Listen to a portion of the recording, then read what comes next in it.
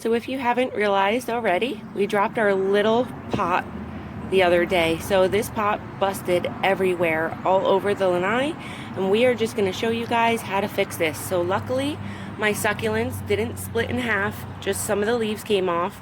A lot of the roots got separated.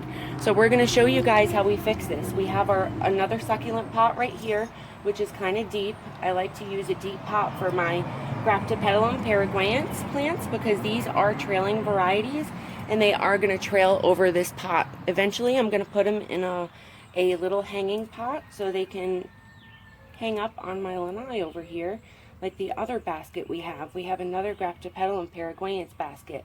So we're just going to show you guys how we fix this little thing because this happens sometimes when you're gardening, you know, especially when you have so many plants. We're going to set these right in there for now. Bring this over to us just a little bit so we can see what we're doing here. Let's make sure you guys can see what we're doing. Yep. We have our Miracle-Gro potting soil, which we always use. It's just Miracle-Gro Cactus Palm and Citrus Mix. We get it at Lowe's. It's about, I'd say, like $15. No, $10 now. I think it's like $10 a bag now. And then we're just going to fill it 3/4 of the way. Now there's not enough perlite in here. You know, this succulent soil comes with perlite in it already, but it doesn't have enough for me living here in Florida. In Florida here, we have a lot of rainy climates during the summer, and then, you know, my succulents tend to rot out a lot faster because we have a lot of humidity that goes along with our climates, and it gets kind of tough here for them without that perlite in there. So I like to add a lot of perlite in there. Now, sometimes you get these really, really big wood chips, and I don't like to keep them in there when it's a small succulent pot. So if I get like a really big wood chip, I'll just break them up. This way they don't puncture the roots. I feel like those big wood chips can sometimes damage the root system. So we're just going to leave these in here to the height that we feel is right, and we're just going to bury them no more than they were in the other pot. I'll show you guys how we do this. We're going to backfill. So, oh, hang on, we have to put that perlite in there, so we didn't put that perlite in there. See, this is what happens. Succulents are very versatile, and, you know, they can go through a lot of stress, succulents. And they usually come back for you if they're fixed quickly. You know, after you see something going down with them and you see they're struggling, if you fix that quickly, succulents will usually bounce right back from any kind of stress that they have. Except for overwatering. Overwatering, it's really tough for them to come back from, but I have gotten them to come back from it. And you can see we have nice perlite now in our soil. I think that's good for now. So let's take these little guys, go ahead, put them in. I just like to lay them in. I don't like to fill the pot up all the way. I like to lay them in first, just to see where I'm at with the height. And then if I need to, I go ahead and take them back out, add some more. But I think we're pretty good here. They're laying nicely on top of that soil. Their roots are all spread out. I'm making sure they have enough room, all these little guys. And we're just going to backfill this container.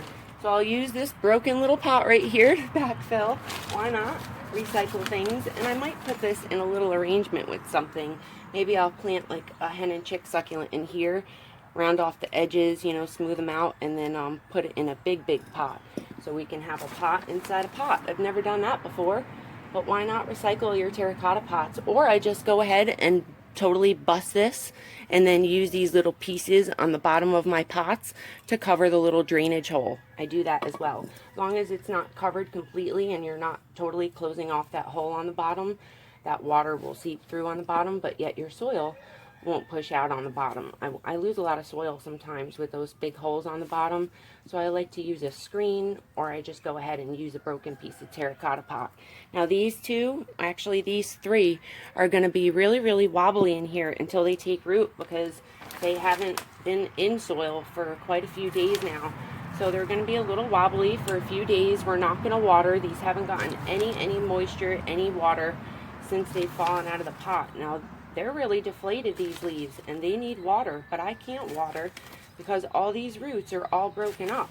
And if I do water this right away, what can happen is rot can set in and rot those roots out on me. And I don't want that happening to you guys, because when I first got into succulents and I was transplanting them, I was watering almost immediately after planting. I had to forget everything I knew about planting, because regular plants you water before, you water after. Succulents you water a couple days before.